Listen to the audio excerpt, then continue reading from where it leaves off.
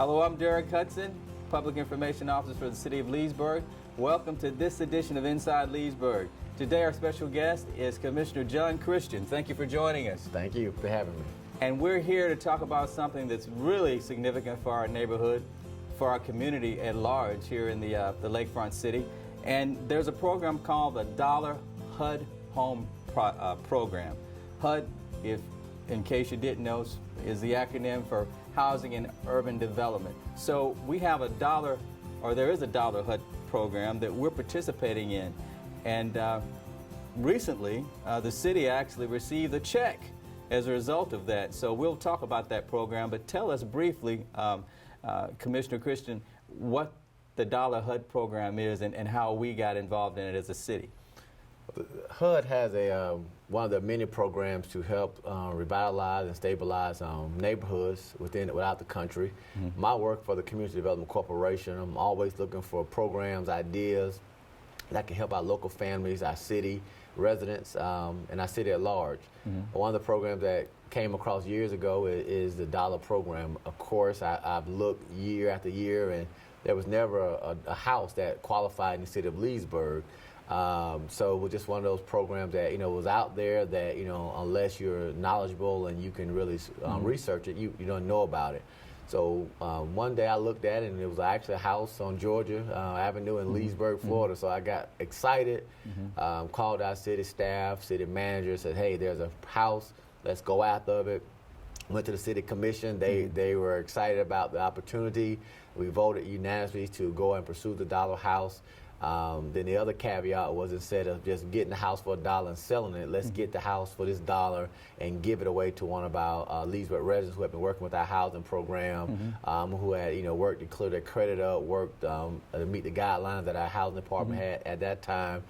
So it was exciting that not only did we say go after the house, but also the whole thought and idea of giving the house back to a Leesburg residents, which made me very excited that the commission was compassionate enough to not just get the house, but also want to give it back to a resident. Okay, so probably a lot of our viewers are already aware that they probably are aware of government homes themselves. Now, my understanding is with the HUD Dollar Program, these are actually homes that the government owns through foreclosure. And it's also my understanding that for a certain period of time, those homes, they were foreclosed on and they haven't been purchased. So I believe it's 6 months needs to go by. 6 months. And then once that 6 months is passed, that house hasn't sold, then the federal government makes those homes available to municipalities to purchase for just $1. That's correct. Okay. So now when the city of Leesburg, when you saw that opportunity and you said, we need to go after this because we can get a house for $1. Now, what is the purpose for a city such as Leesburg buying that house for $1? I think one of the biggest purpose for a government to get engaged in housing in general is, number one, to stabilize neighborhoods. The last thing a resident wants is a vacant house beside them. You said for 6 months that HUD owned it.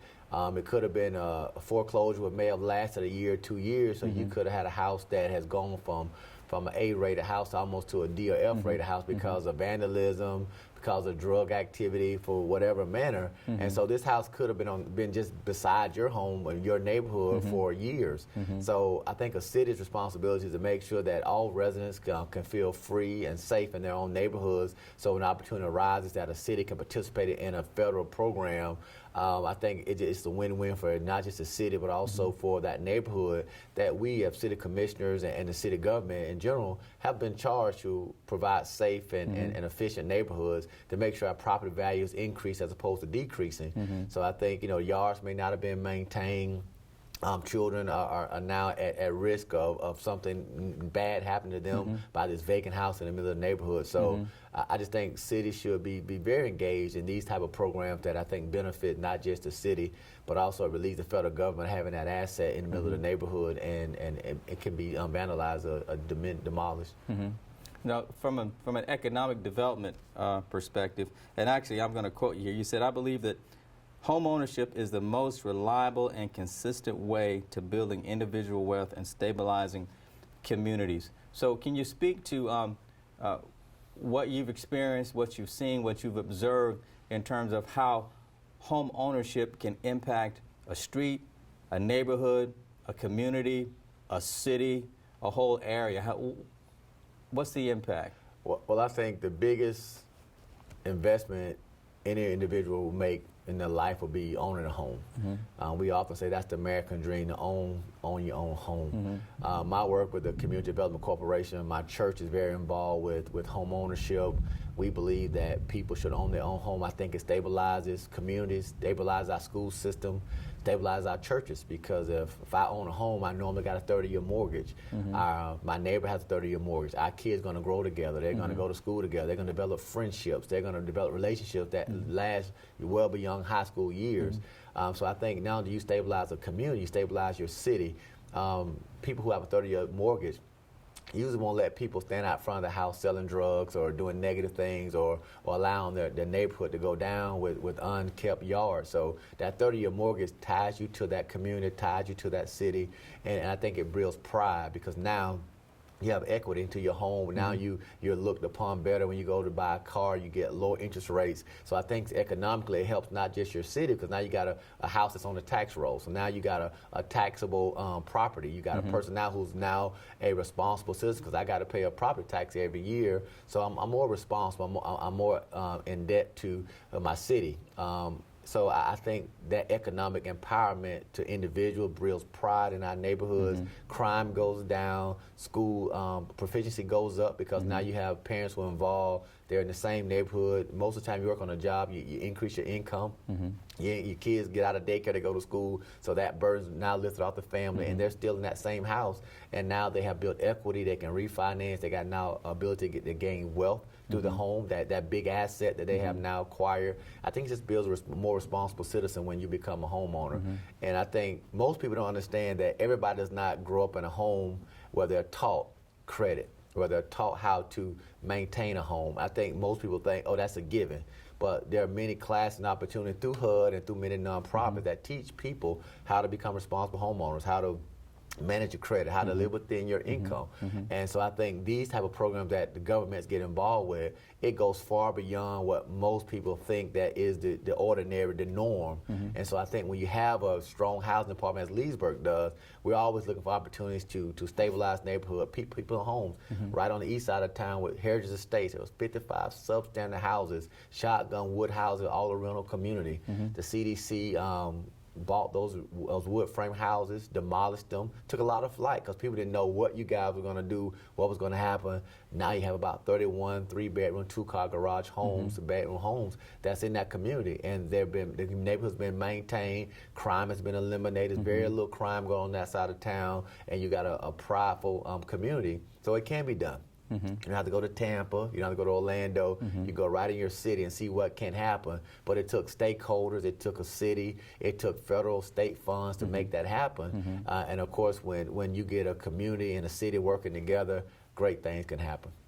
So it sounds like, I guess another way I could say it would be to say that home ownerships mean mine. Yes. It's mine. And with that comes pride, it comes a sense of accountability. From what you're saying, neighbors hold each other accountable. I know in my neighborhood, one of my best days was when I received the yard of the month. Right. It's like, hey, this is all right. Now, you mentioned the term equity. And I believe we also mentioned earlier that the person who actually ended up with that home was a qualified home buyer. Right. So there's an economic piece that I'd like to discuss briefly when it comes to people who rent now, residents who rent now, who perhaps are thinking about becoming a homeowner. I mean, there's an educational piece that is really important. I mean, not only, it's not just, here's some money, can I buy this house? Right. Understanding what equity is and understanding what it takes to qualify. And specifically, my understanding is this opportunity was presented to individuals who are already qualified first-time home buyers, which means they've done some homework and they've done some preparation. Right. Can you talk to that for a moment? Well, the city was offering classes where you would have to go and actually sit in the class, learn about home ownership, maintenance, because in a rental situation, if the plumbing breaks, you call the landlord, come fix it. If the roof leaks, you call the landlord. But when you buy my house, plumbing breaks, you got to fix it. So you need to have a little money set aside, saved in a savings account. You need to clear your credit. And many people in low-income neighborhoods, families, haven't been taught credit, worthiness. They haven't been taught. You know, most people, you hear them say, they get it when I get it. Well, you know, I can say my church is like a now later. You're going to pay now or you're going to pay later. So it goes to that whole concept of breaking generational fallacies that says, you know what, they get it when you get it. No, if you can't afford it, you leave it where it is.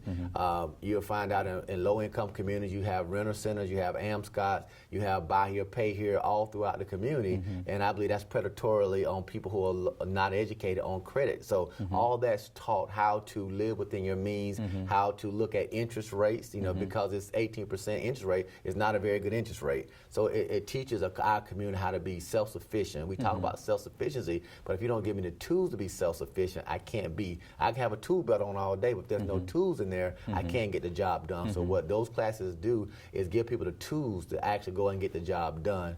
And I think, you know, you said they were first-time home buyers qualified through the city's program, where they were educated, and just because they didn't get the dollar house, we still equip them to go out now and become a first-time home buyer. There's money all throughout the country on down payment assistance. Most people can't come and get enough income to get $8,000 or $12,000 for their first-time home. So there are programs that are out there that assist with down payment assistance, but most people don't understand that you have to qualify income based, and also you get a mortgage. Nothing's going to give you anything. There's no program to give you anything. You have to pay that mortgage. You have to make those payments. You have to pay your insurance. So there's not a giveaway program. It's just an opportunity for people to walk into that first my home, to get them that first asset, to get prepare them and their families for home ownership.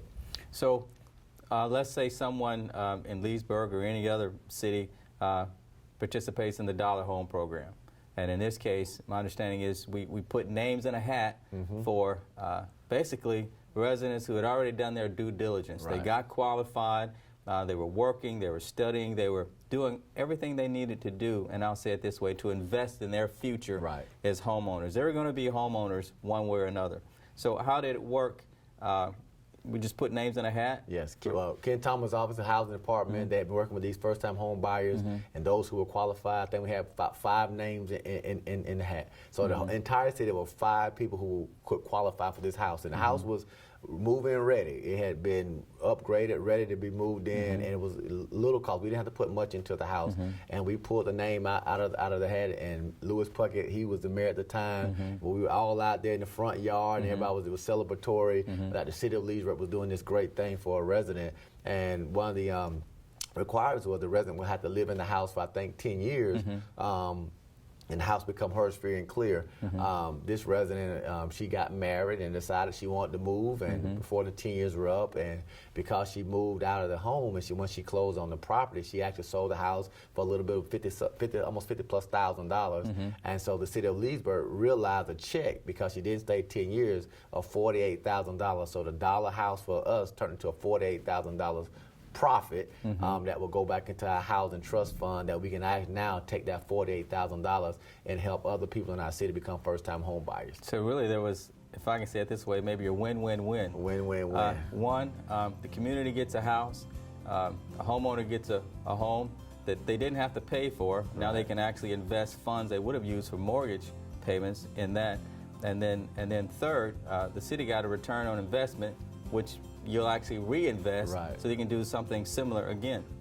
That's excellent. Well, I appreciate you being here today. The HUD program is definitely a good one, no doubt, and I'm sure it's being observed in other cities, and my hope, and I'm sure yours is too, that we'll see this program just really multiply and come to fruition here in Leesburg. Thank you for having me. Still checking the website.